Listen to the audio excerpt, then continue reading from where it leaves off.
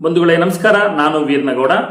ಸ್ನೇಹಿತರೆ, ಈ ಒಬ್ಬ ಕೇಂದ್ರ ಸಚಿವರ ಹೇಳಿಕೆಯಿಂದ ಇಡೀ ದೇಶಾದ್ಯಂತ ಒಂದು ಚರ್ಚೆಗೆ ಕಾರಣವಾಗಿತ್ತು ಮತ್ತು ಅವರ ಹೇಳಿಕೆಯನ್ನ ಹಲವು ಮಹಿಳಾ ಸಂಘಟನೆಗಳು ಮತ್ತು ಕಾನೂನು ತಜ್ಞರು ಮತ್ತು ಹಲವು ರಾಜಕೀಯ ಪಕ್ಷಗಳು ಕೂಡಗಿನ ಆ ಒಂದು ಹೇಳಿಕೆಯನ್ನ ಅಂದ್ರೆ ಕೇಂದ್ರ ಸಚಿವರ ಹೇಳಿಕೆಯನ್ನ ವಿರೋಧ ಮಾಡ್ತಾ ಇದ್ರು ಎನ್ನುವಂತಹದ್ದು.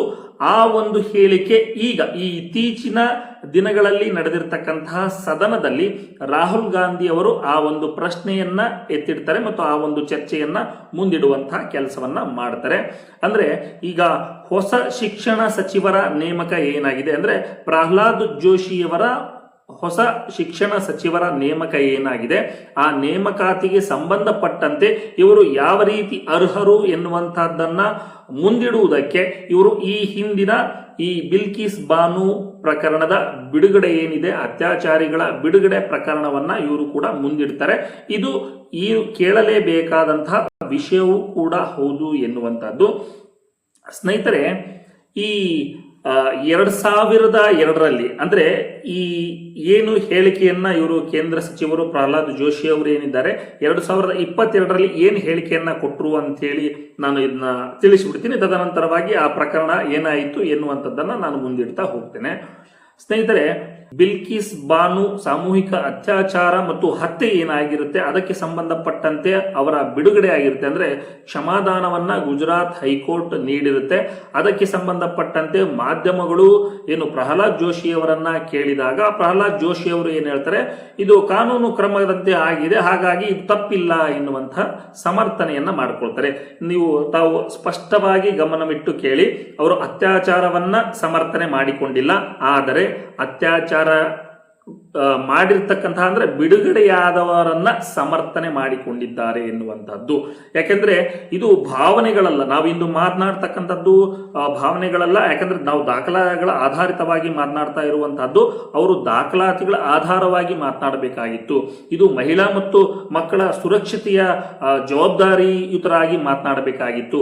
ಅಲ್ಲಿ ಅವರು ಬಿಡುಗಡೆ ಮಾಡುವಂತಹ ಸಂದರ್ಭದಲ್ಲಿ ಲೋಪದೋಷಗಳು ಏನಾದರೂ ಇದ್ದಾವೆಯೇ, ಯಾರು ಏನು ಹೇಳಿದ್ರು, ಅದಕ್ಕೆ ನ್ಯಾಯಾಲಯ ಏನು ಹೇಳಿತು, ಅದು ದಾಖಲೆಗಳು ಏನಿದ್ದಾವೆ ಮತ್ತು ಬಿಡುಗಡೆ ಸಂದರ್ಭದಲ್ಲಿ ಏನಾದರೂ ಅಲ್ಲಿ ಲೋಪದೋಷಗಳು ಇದ್ದಾವೆ ಏನು ಎನ್ನುವಂತಹದ್ದನ್ನ ಮುಂದಿಟ್ಟುಕೊಂಡು ಅವರುಗಳು ಮಾತನಾಡಬೇಕಾಗುತ್ತೆ. ಆದರೆ ಇಲ್ಲಿ ಇವರು ಒಂದು ಮಾತನ್ನ ಹೇಳ್ತಾರೆ. ಏನು ಹೇಳ್ತಾರೆ ಅಂತಂದ್ರೆ, ಇದು ಕಾನೂನು ಪ್ರಕ್ರಿಯೆ ಆಗಿರುವುದರಿಂದ ಇದರಲ್ಲಿ ತಪ್ಪೇನೂ ಇಲ್ಲ. ಅಂದ್ರೆ ಈಗ ನೋಡಿ, 7 ಜನರನ್ನ ಹತ್ಯೆ ಮಾಡಲಾಗುತ್ತೆ, 3 ವರ್ಷದ ಮಗುವು ಸೇರಿದಂತೆ 7 ಜನರನ್ನ ಹತ್ಯೆ ಮಾಡಲಾಗುತ್ತೆ ಮತ್ತು ಸಾಮೂಹಿಕ ಅತ್ಯಾಚಾರ ಮಾಡಲಾಗುತ್ತೆ. ಇವರನ್ನ 15 ವರ್ಷ ಶಿಕ್ಷೆ ಮುಗಿದ ನಂತರ 15 ವರ್ಷ ಶಿಕ್ಷೆ ಆಗುತ್ತೆ, ಇವರನ್ನ ಕ್ಷಮಾದಾನದ ಮೇಲೆ ಬಿಡುಗಡೆ ಮಾಡ್ತಾರೆ. ಇದನ್ನ ಕಾನೂನು ಪ್ರಕ್ರಿಯೆ ಆಗಿರುವುದರಿಂದ ತಪ್ಪೇನು ಇಲ್ಲ ಅಂತ ಹೇಳಿ ಇವರು ಪ್ರಹ್ಲಾದ್ ಜೋಶಿ ಅವರು ಮಾತಾಡ್ತಾರೆ. ಪ್ರಹ್ಲಾದ್ ಜೋಶಿ ಅವರೇ, ತಮಗೆ ನಾನು ಕೇಳೋದೇನು ಅಂತಂದ್ರೆ, ಇದು ತಮ್ಮ ಅಥವಾ ತಮ್ಮ ನೆರೆಹೊರೆಯ ಕುಟುಂಬದಲ್ಲಿ ಈ ತರ ಏನಾದರೂ ಘಟನೆ ಆಗಿದ್ರೆ ಅವರು ಇದು ತಪ್ಪಿಲ್ಲ ಅಂತೇಳಿ ತಾವುಗಳು ಹೇಳ್ತಾ ಇದ್ರು ಅಥವಾ? ಯಾಕಂದ್ರೆ ಸಾಮೂಹಿಕ ಅತ್ಯಾಚಾರ ಮತ್ತು 7 ಜನರ ಹತ್ಯೆ ಪ್ರಕರಣಕ್ಕೆ ಸಂಬಂಧಪಟ್ಟಂತೆ ಇದು ಗಂಭೀರವಾದಂತಹ ಪ್ರಕರಣ. ಸಾಮೂಹಿಕ ಅತ್ಯಾಚಾರ ಮತ್ತು 7 ಜನರ ಹತ್ಯೆಗೆ ಸಂಬಂಧಪಟ್ಟಂತಹ ಪ್ರಕರಣ ಆಗಿರೋದ್ರಿಂದ ಇಂತಹ ಗಂಭೀರ ಪ್ರಕರಣದಲ್ಲಿ ಅವರಿಗೆ ಕ್ಷಮಾದಾನ ಕೊಟ್ಟು ಬಿಡುಗಡೆ ಮಾಡಿರ್ತಕ್ಕಂಥದ್ದು, ಅದು ಲೋಪದೋಷಗಳನ್ನ ಇಟ್ಟುಕೊಂಡು ಬಿಡುಗಡೆ ಮಾಡಿರ್ತಕ್ಕಂಥದ್ದು, ಇದನ್ನ ತಾವುಗಳು ಸಮರ್ಥನೆ ಮಾಡಿಕೊಳ್ತೀರಾ ಎನ್ನುವಂಥದ್ದು. ಹಾಗಾಗಿ ಇವರು ಏನ್ ಕೇಳ್ತಾರೆ ಅಂತಂದ್ರೆ, ಇವರು ರಾಹುಲ್ ಗಾಂಧಿ ಅವರು ಇವರು ಅತ್ಯಾಚಾರ, ಇಲ್ಲಿ ಏನು ಬಿಲ್ಕಿಸ್ ಬಾನು ಅತ್ಯಾಚಾರ ಮಾಡಿದಂತಹ ಅವರ ಏನು ಶಿಕ್ಷೆ ವಿಧಿಸಿದಂತಹ ಜನರ ಬಿಡುಗಡೆಯಾಗಿದೆ, ಆ ಬಿಡುಗಡೆಯನ್ನ ಸಮರ್ಥಿಸಿಕೊಂಡವರು ಮಕ್ಕಳಿಗೆ ಈಗ ತಾವುಗಳು ಏನು ಸಂದೇಶವನ್ನ ಹೇಳಲಿಕ್ಕೆ ಹೊರಟಿದ್ದೀರಿ? ಈಗಾಗಲೇ ಶಿಕ್ಷಣವು ಆಲ್ರೆಡಿ ಕುಂಠಿತಗೊಂಡಿದೆ. ಇಂತಹ ಸಂದರ್ಭದಲ್ಲಿ ಇವರು ಯಾವ ರೀತಿಯಾಗಿ ಇವರು ನ್ಯಾಯವನ್ನ ಒದಗಿಸ್ತಾರೆ ಎನ್ನುವಂತಹದ್ದನ್ನ ರಾಹುಲ್ ಗಾಂಧಿ ಅವರು ಸದನದಲ್ಲಿ ಪ್ರಸ್ತಾಪ ಮಾಡಿರುವಂತಹದ್ದು. ಸ್ನೇಹಿತರೆ, ಬಿಲ್ಕಿಸ್ ಬಾನು ಪ್ರಕರಣವನ್ನ ಹೇಳೋದಾದ್ರೆ 2002ರಲ್ಲಿ ಗುಜರಾತ್ ಗಲಭೆಯಲ್ಲಿ 21 ವರ್ಷದ ಬಿಲ್ಕಿಸ್ ಬಾನು ಮೇಲೆ ಸಾಮೂಹಿಕವಾಗಿ ಅತ್ಯಾಚಾರ ನಡೆಸಲಾಗುತ್ತದೆ. ಆಕೆ ಗರ್ಭಿಣಿ ಇರ್ತಾಳೆ ಎನ್ನುವಂತಹದ್ದು. ಆಕೆಯ ಮೇಲೆ ಅತ್ಯಾಚಾರ ನಡೆಸಿ ಅದರಲ್ಲಿ ತನ್ನ 3 ವರ್ಷದ ಮಗುವನ್ನು ಸೇರಿದಂತೆ ತದನಂತರವಾಗಿ 7 ಜನರನ್ನು ಕೂಡ ಹತ್ಯೆ ಮಾಡಲಾಗ್ತದೆ. ಈ ಪ್ರಕರಣದಲ್ಲಿ ಅವರಿಗೆ ಮುಂಬೈ ಕೋರ್ಟ್ ತೀರ್ಪು ನೀಡುತ್ತೆ, ಆದರೆ ಗುಜರಾತ್ ಕೋರ್ಟಿಗೆ ಇದನ್ನ ವಹಿಸಿರುವುದಿಲ್ಲ. ಯಾಕೆ ಅಂತ ಕೇಳ್ರಿ, ಅಲ್ಲಿ ಗುಜರಾತ್ನಲ್ಲಿ ವ್ಯಾಪಾರಿಗಳು ಇರೋದ್ರಿಂದ ಇವರು ಕೊಂಡುಕೊಳ್ಳಬಹುದು ಯಾರನ್ನಾದರೂ ಅನ್ನುವಂತಹ ದೃಷ್ಟಿಯಿಂದ ಸುಪ್ರೀಂ ಕೋರ್ಟ್ ಏನ್ ಮಾಡುತ್ತೆ, ಮುಂಬೈ ಹೈಕೋರ್ಟ್ಗೆ ಇದನ್ನ ವರ್ಗಾವಣೆ ಮಾಡುತ್ತೆ. ಅಲ್ಲಿ ತೀರ್ಪುವನ್ನ ಕೊಡುತ್ತೆ. 2008ರಲ್ಲಿ ಅವರಿಗೆಲ್ಲರಿಗೂ ಕೂಡ 11 ಜನರಿಗೆ ಶಿಕ್ಷೆಯನ್ನ ವಿಧಿಸಲಾಗುತ್ತದೆ ಎನ್ನುವಂತಹದ್ದು. ತದನಂತರ 2022ರಲ್ಲಿ ಗುಜರಾತ್ ಹೈಕೋರ್ಟ್ ಇವರು ಏನ್ ಮಾಡುತ್ತೆ ಅಂತಂದ್ರೆ ಬಿಡುಗಡೆಯನ್ನ ಮಾಡಲಾಗುತ್ತೆ, ಕ್ಷಮಾದಾನದಿಂದ ಬಿಡುಗಡೆಯನ್ನ ಮಾಡಲಾಗುತ್ತೆ. ಆಗ ಇವ್ರು ಏನ್ ಮಾಡ್ತಾರೆ ಅಂದ್ರೆ ಹಣೆಗೆ ಕುಂಕುಮವನ್ನ ತಿಲಕವನ್ನ ಅಂದ್ರೆ ಅತ್ಯಾಚಾರಿಗಳಿಗೆ ಇವರು ಕುಂಕುಮವನ್ನ ಇಡ್ತಾರೆ, ಶಾಲನ್ನ ಹಾಕ್ತಾರೆ, ಅವರನ್ನ ಆದರದಿಂದ ಸ್ವಾಗತವನ್ನ ಮಾಡಿಕೊಳ್ತಾರೆ ಪ್ರಹ್ಲಾದ್ ಟೀಮ್. ಹಂಗಾಗಿ ಇವರುಗಳು ಯಾವ ರೀತಿ ಮಹಿಳೆಯರಿಗೆ ಮತ್ತು ಮಕ್ಕಳಿಗೆ ಸುರಕ್ಷತೆಯನ್ನ ಒದಗಿಸಬಲ್ಲರು ಎನ್ನುವಂಥದ್ದು ಮತ್ತು ಇಂಥವರನ್ನ ಶಿಕ್ಷಣ ಸಚಿವರನ್ನಾಗಿ ಮಾಡಿರ್ತಕ್ಕಂತಹದ್ದು ಎಷ್ಟರ ಮಟ್ಟಿಗೆ ಸರಿ. ಈಗ ಬೇಟಿ ಪಡಾವೋ ಬೇಟಿ ಬಚಾವೋ ಎಂತಕ್ಕಂತಹ ಪ್ರಧಾನಮಂತ್ರಿ ಮೋದಿಯವರು ಇವರನ್ನ ಹೊರಗಡೆ ತೆಗೆಯಲಾಗುತ್ತಾ ಎನ್ನುವಂತಹದ್ದನ್ನ ರಾಹುಲ್ ಗಾಂಧಿ ಅವರು ಪ್ರಶ್ನೆಯನ್ನ ಮಾಡಿರ್ತಕ್ಕಂಥದ್ದು.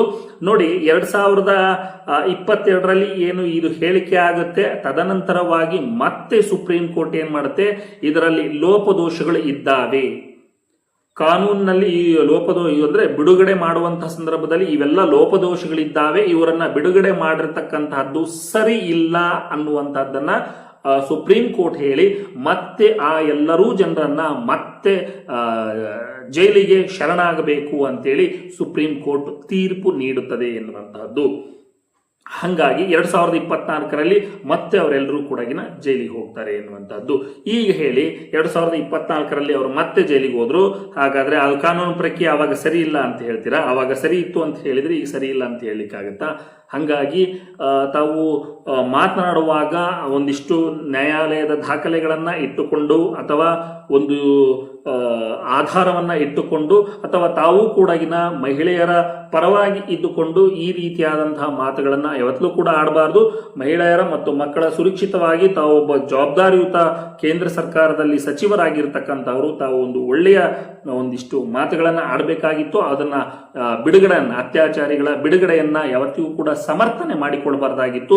ನೀವು ಹೇಳ್ತೀರಿ ನಾನು ಕಾನೂನು ರೀತಿಯ ಪ್ರತಿಕ್ರಿಯೆ ಕೊಟ್ಟಿದ್ದೆ ಅಂತ ಹೇಳ್ತೀರಿ, ಆದ್ರೆ ಕಾನೂನು ರೀತಿಯ ಪ್ರತಿಕ್ರಿಯೆ ಅದಾಗಿರ್ಲಿಲ್ಲ. ನೀವು ಅತ್ಯಾಚಾರಿಗಳನ್ನ ನೀವು ಸಮರ್ಥನೆ ಮಾಡಿಕೊಂಡಿಲ್ಲ ನಿಜ, ಆದ್ರೆ ಅತ್ಯಾಚಾರಗಳ ಬಿಡುಗಡೆಯನ್ನ ಸಮರ್ಥನೆ ಮಾಡಿಕೊಂಡಿದ್ದು ನಿಜ ಎನ್ನುವಂತಹದ್ದು. ಹಂಗಾಗಿ ತಾವುಗಳು ಈ ರೀತಿಯಾದಂತಹ ಮಾತನಾಡುವುದು ಸರಿಯಲ್ಲ ಎನ್ನುವಂಥದ್ದು ತಮ್ಮ ವಾದ. ಹಾಗಾಗಿ ಈಗಾಗಲೇ ಶಿಕ್ಷಣ ಕುಂಠಿತಗೊಂಡಿದೆ. ಈಗ ಇವರು ಅತ್ಯಾಚಾರಿಗಳ ಬಿಡುಗಡೆಯನ್ನ ಸಮರ್ಥನೆ ಮಾಡಿಕೊಂಡಂತವರು ಇವರು ಯಾವ ರೀತಿ ಈ ಶಿಕ್ಷಣ ಕ್ಷೇತ್ರದಲ್ಲಿ ಒಂದಿಷ್ಟು